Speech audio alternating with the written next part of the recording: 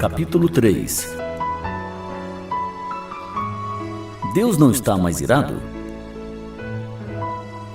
Quando eu estudava no ensino médio, numa escola pública, tivemos que ler um trecho de um famoso sermão chamado Pecadores nas Mãos de um Deus Irado, escrito pelo falecido pastor americano Jonathan Edwards. Ele retratou os pecadores como se fossem aranhas penduradas por um fio em cima do fogo do inferno. Ele também afirmou que Deus está mais irado atualmente com alguns que estão vivos do que com outros que já estão no inferno. Você acredita nisso? Deus está irado? Não creio que o meu professor pensava assim. Quando mais tarde estudei esse assunto na Bíblia, fiquei surpreso com o que descobri. Aprendi que a ira de Deus é genuína. A ordem bíblica irai-vos e não pequeis nos faz lembrar que existe uma ira que é justa. Deus sempre tem esse tipo de ira santa e perfeita.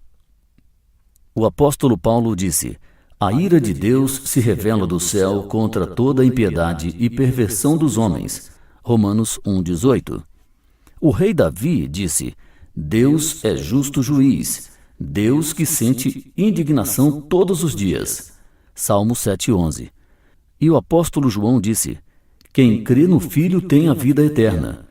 O que todavia se mantém rebelde contra o Filho não verá a vida, mas sobre ele permanece a ira de Deus.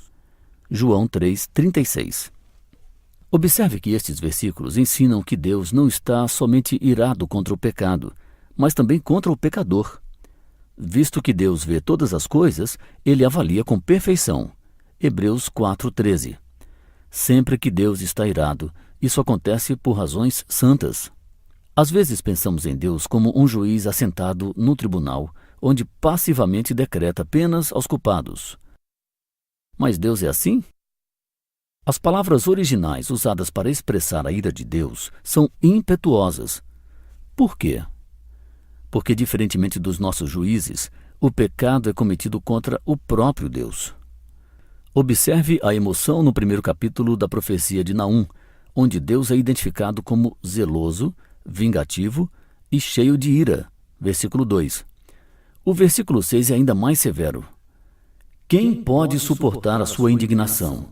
E quem subsistirá diante do furor da sua ira? A sua cólera se derrama como fogo. Entretanto, mesmo no meio da sua fúria, Deus tem autocontrole. A Bíblia ensina que ele é tardio em irar-se, Naum 1,3. E muitos de nós aprendemos há muito tempo que Deus é amor. Mas embora um Deus amoroso esteja disposto a reter o seu julgamento, é certo que ele julgará o pecado. Romanos 2, de 5 a 6, descreve assim este julgamento.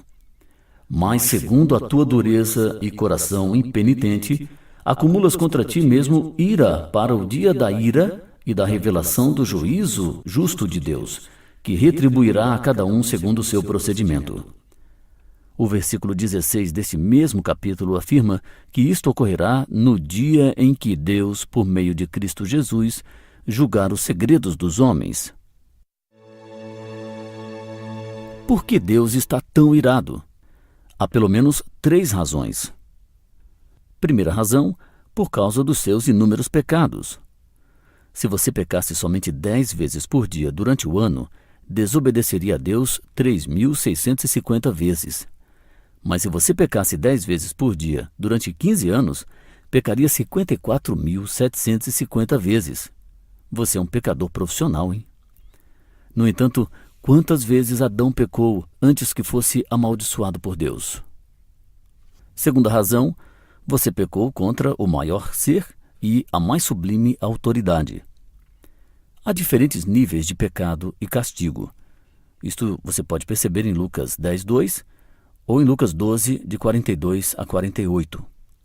Um crime é examinado cuidadosamente de acordo com a seriedade da autoridade e da posição da pessoa que foi a vítima.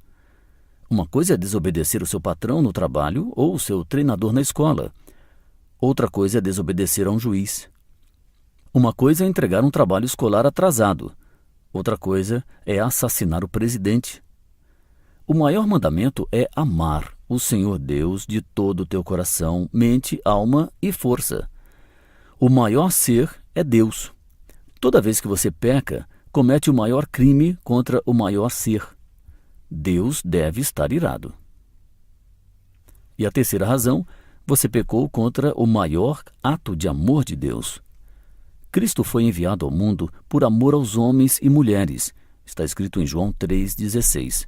No entanto, muitos de seus amigos, e talvez você também, têm rejeitado a Cristo até agora.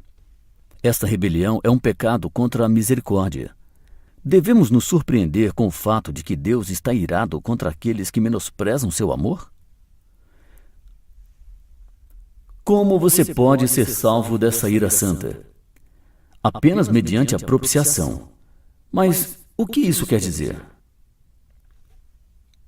A palavra propiciação, às vezes traduzida por redenção, significa isto.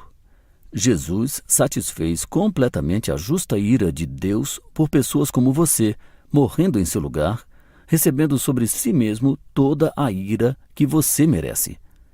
Aprendemos sobre isso em Romanos capítulo 3, versículos de 24 a 25 e Hebreus 2, 17. A justa ira, indignação e furor de Deus pelos pecados foram lançadas sobre Cristo, em favor de cada pecador que vier a Ele pela fé.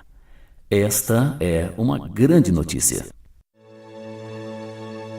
Quanto tempo eu tenho para decidir? A realidade do pecado e do julgamento que acabamos de apresentar, por mais terrível que seja, frequentemente não afeta aqueles que estão sem Cristo. Por quê? Porque eles acreditam que estão seguros e não perecerão. Aqueles que buscam a Deus frequentemente não têm noção da proximidade da vinda de Cristo. Se você não tem paixão pela vinda de Cristo, talvez os próximos 3 capítulos sobre a brevidade da vida possam conduzi-lo a Ele mesmo.